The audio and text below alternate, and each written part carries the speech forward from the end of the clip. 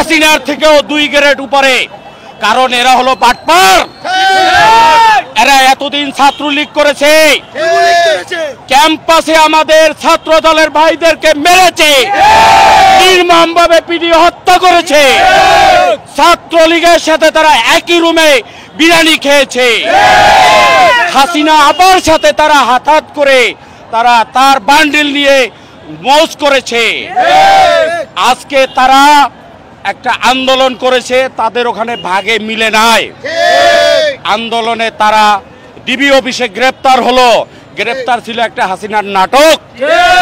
তারপরে তারা 3 দিন পরে বের হয়ে এসে বলল আমরা আন্দোলনে স্থগিত করেছি। তখন আমাদের ভারপ্রাপ্ত চেয়ারম্যান মহোদয় তারেক রহমানের নির্দেশে আবার সেই আন্দোলন পুনরায় রিক্সা শ্রমিক, অটো, ভ্যান, মিল শ্রমিক, বাস, ট্রাক সবাই একজনে আপামা জনগণ সেই আন্দোলন চাঙ্গা করে হাসিনা সরকারকে পতন ঘটিয়ে দিয়েছে। আমরা যারা দীর্ঘ আন্দোলন সংগ্রামে নেতৃত্ব দিয়েছি তারা তাদের সাথে সহমত প্রকাশ করতে আসছি। আমরা দৃঢ়ভাবে বিশ্বাস করি যে গণতন্ত্র পুনরুদ্ধার আন্দোলন আমরা করলাম। আজকে যে জনতার মেয়র হিসাবে ইশতিয়াক হোসেনের বৈধতা ঘোষণা না করা, যেটা মহামান্য হাইকোর্ট করেছে, একইভাবে সাংবিধানিক প্রতিষ্ঠান নির্বাচন কমিশন ঘোষণা করেছে। আমি জানি না কোন বাধ্যবাধকতার কারণে এই অযাচিত হস্তক্ষেপ। আমরা উদাত্ত আহ্বান জানাবো ইন্টারিম গভর্নমেন্টকে, আপনারা গণমানুষের আকাঙ্ক্ষাকে ধারণ করুন, চেতনাকে ধারণ করুন।